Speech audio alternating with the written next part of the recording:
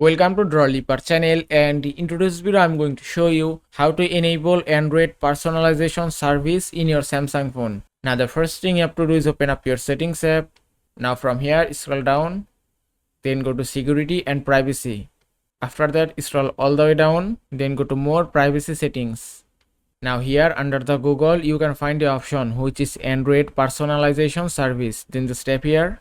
And after open the settings, from here you can read Android personalization service details. You can see it's get personalized content based on your app usage. For example, text you have entered in one app may appear as a search suggestion in another app. This data is stored on your phone and it's not sent to Google or Samsung. And that's it. Now just tap here to enable this option.